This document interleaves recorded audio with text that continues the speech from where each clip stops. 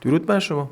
یه مسئله‌ای که خیلی از ماها تو زندگی باش دست و پنجه نرم می‌کنیم، مسئله جبر زندگی و هم دخیلشیم. حالا این جبر اونقدر وسعتش زیاده، قد تاثیر شما زیاده که گاهن خیلی‌ها خودشونو میزنن به فراموشی. یعنی اونقدر آسیبش به ما زیاده که ما سعی می‌کنیم نادیده بگیریمش تا درد کمتری بکشیم. مثلا چی؟ مثلا همه ماها توی کشوری به دنیا اومدیم ناخواسته، توی خانواده‌ای به دنیا اومدیم بازم ناخواسته، یه جایی زندگی می‌کنیم بازم ناخواسته. هرچی هم حالا ما بگیم که آره ما انتخاب مهمه تو زندگی فلان، اگه ما جای خوبی به دنیا نیامده باشیم، اگه شرایط اولیه خوبی نداشته باشیم، هر چقدر انتخاب خوب کنیم نمیتونیم پیشرفت کنیم. یه شخصی بود که خیلی آدم موفقی شده بود، ازش پرسیدن که خب تو چه جوری اینقدر موفق شدی؟ گفت من اولین شانسی که آوردم این بود که تو آمریکا به دنیا اومدم و سفید پوست بودم و خانواده‌ام هم پولدار بودن. حالا فرض کنید یه کسی که به دنیا اومده توی خانواده خیلی معمولی، خیلی سطح پایین و شرایط مالی خوبی نداشته. حالا شرایط مالی ما میتونیم یه کمشو درست کنیم، یعنی ما میتونیم بزرگتر بشیم، بریم سر کار، بریم توی کار خوب یه کم پول در بیاریم. درسته حالا اون خوشیایی که تو گذشته حالا ازش زدیم هیچ وقت بر نمیگرده. شما ببینید یه بچه 7 ساله که پدر مادرش پول دارن، میتونن همه جا ببرنش، میتونن همه چی براش بخرن، ولی حالا اون که نداره حتما باید بزرگ بشه تو بتونه همون چیزی رو بخره که تازه بچگی میخواسته و الان هم دیگه بهش هیچ مزه‌ای نمیده و قطعاً هم براش هیچ فایده‌ای نداره. یعنی شما یه چیزی رو توی تایمی به دردتون میخوره، وقتی تایمش گذشت یه ارزشی نداره، دیگه ذوقی براتون نداره. شما یه دوچرخه رو تو 7 سالگی میخواید، توی 10 سالگی میخواید، یه موتور رو تو 14 15 سالگی میخواید، یه ماشین رو تو 17 18 سالگی ذوقشو دارید که تا موعد گواهی نامه گرفتن میشه برید یه ماشین بخرید باش برید این ور اون ور. ولی حالا مثلا شما فرض کنید بزرگترید، تو 27 8 سالگی تازه میرید سر کار. ولی حالا فرض کنید شما 25 6 سالتون تازه از سربازی میایید دنبال کار میگردید، 27 سالگی یه کار خوب پیدا میکنید، میرید سر کار پول جمع میکنید، تو 30 سالگی تازه یه ماشین میخرید. قطعاً شما اون عشق حالی که تو جوانی میتونستید بکنید رو نمیکنید. ولی باز بالاخره اینه که داریدش، باز اینو دارید. شما اگه مثلا قدتون 160 باشه هیچ وقت نمیتونید جبران کنید. اگه قیافتون اونقدر جذاب نباشه هیچ وقت نمیتونید جبران کنید. هر چقدر هم بگن که وای نه قیافه مهم نیست و نه نمیدونم قد و اینا مهم نیست، آدم باید شخصیتش مهم باشه، هر چقدر ما این حرفا رو بزنیم ما تو درونمون همه میدونیم که غریزه انسانیمون اینه که آدمایی که قد بلندترن، حالا نمیخوام اسم کلمش رو بگم، عزت نفس یا هر چی، ولی خب اعتماد به نفس بیشتری دارن. آدمایی که زیباترن راحت‌تر تو جامعه میچرخن. ما یه رفیق داشتیم همیشه خودش میگفت من خیلی قیافه کریه المنظری دارم فلانی. یکی دیگه از دوستامون رو مثال میزد میگفت اون خیلی خوبه، جذابه، هم دخترها جذبش میشن هم پسرا باهاش صحبت میکنن خوششون میاد و همیشه هم از این قضیه عذاب میکشید. حالا قدش هم خیلی کوتاه بود، یکم هم سیاه سوخته بود، اذیت میشد. و شما اینو هیچ جوره نمیتونید درستش کنید. شما هر چقدر عمل کنید، هر چقدر لوازم آرایشی و فلان و پودر و فلان که اینا خیلی پسرا جدیدن دارن استفاده میکنن هیچ جوره درست نمیشه. جبر زندگیه. حالا مسئله مالی هست، همین مسائل قد و اینا هست، خانواده هست. شما یک کسی رو فرض کنید که توی خانواده خوبی به دنیا اومده، رفتارشون خوب بوده، نمیدونم مشکلای بچگی نداشتن، دعوا نبوده، تنش نبوده، چالش اونقدر نبوده، یا اگه بوده پدر مادر اونقدر فهمیده بودن که بچه رو دخیل نمی‌کردن، نمی‌اومدن تو سر بچه بزنن میگن آره میدونی بابات اینجوریه، مامانت اینجوریه، یا خانواده بابات اینجوریه یا خانواده مامانت اینجوریه. یا اگه یه مشکلی بوده هی به این از 2 سالگی بهش نگفتن که مغزشو تیلیت کنن، به مغزش نمیدونم روحشو ندریدن. یه جورایی اون کلمه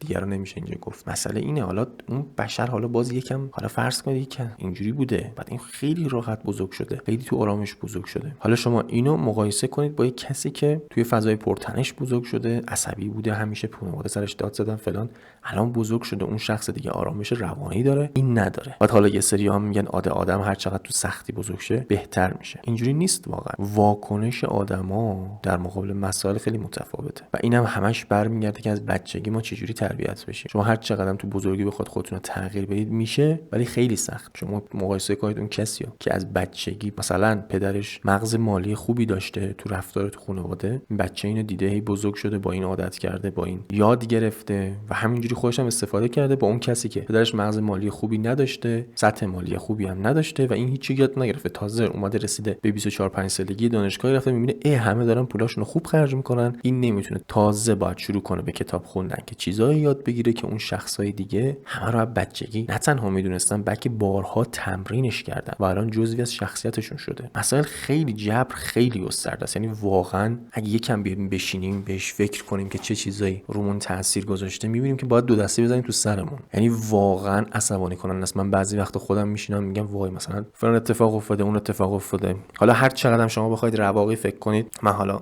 از وقتی که با فلسفه رواقی آشنا شدم خیلی آرامش بیشتری دارم. میگم من روش تأثیری نداشتم، من نمیتونم تغییرش بدم، ولی باز اگه آدم چند دقیقه فکر کنه ببینه یه چه کسایی هستن چیزایی داشتن و ما نداشتیم.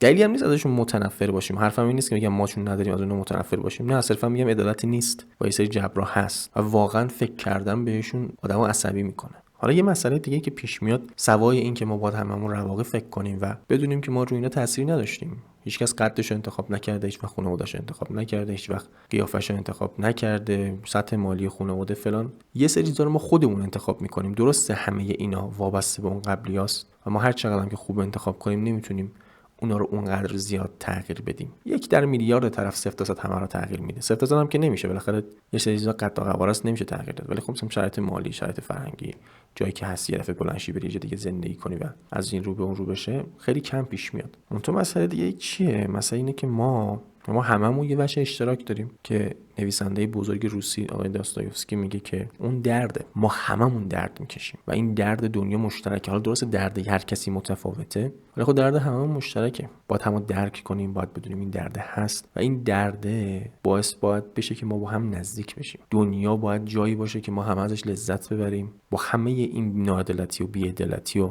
عدالتی که از کلا وجود نداره، عدالت خیلی انتزاعیه. با همه این چیزا ما باید با هم لذت ببریم، اشغال کنیم، زندگی رو بگذرونیم و با خوشی تمومش کنیم. ولی همه دارن سر یه چیز جنگ و دعوا میکنن، همه سر هر چی. یکی داره سر این نمیدونم، کی داره سر آدمو دعوا میکنه، کی سر عقاید، کی سر اعتقادات، سر چیزای مزخرف. همه با هم جنگ دارن و هیچ فایده‌ای هم نداره جز اعصاب خوردی. این 70-80 سالی که هستیم و به جای اینکه بیان و با خوشی بگذرونن فقط با عصبانیت میگذرونن. نور مکدونالد بود ازش صحبت کردم، یه ویدیو داره ازش میپرسن که چطوری خوبی میگذرونی، میگه آره دنیا خیلی خوبه، بهترین جاییه که میشه باشی، میتونی برید تو فلان رستوران غذا بخوری، میتونی کلا بذاری سرت، میتونید موهاتو برید هر جا دوست داری بزنی و واقعا این دید به زندگی خیلی قشنگه. من دید خودم همینه، میگه با همه جبرهایی که وجود داره، هر چقدرم سخته، هر چقدرم عصبانی کننده است، هر چقدرم آسیب زننده است، حالا من نمیتونم همه رو درک کنم بگم میفهمم آسیب دیدید یا درکتون میکنم، نه، من خیلی چیزا رو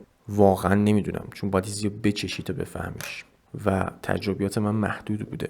ولی با همه اینا، طبق چیزایی که تو زندگی دیدم و فهمیدم، اینه که زندگی با همه اون جبری که داره یه جایی که باید ازش لذت برد، باید خندید و لذت برد و رفت، باید مهربون بود، باید شاد بود.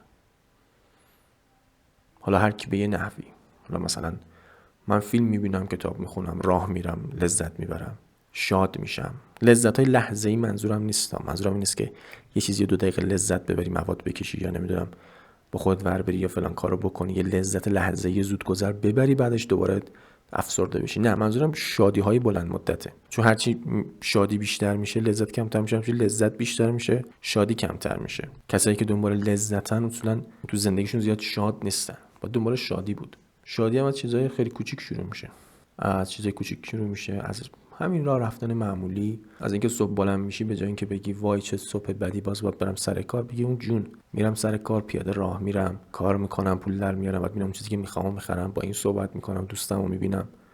اینجور چیزای ساده دیگه.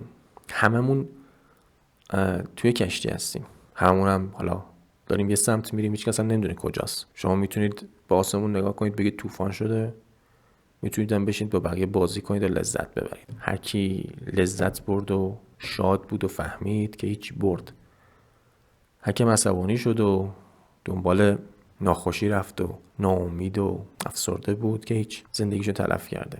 نظر من اینه، نمیدونم نظر شما چیه. نظراتتون رو برام کامنت کنید، لایک و سابسکرایب هم یادتون نره. تا ویدیوی بعدی، بدرود.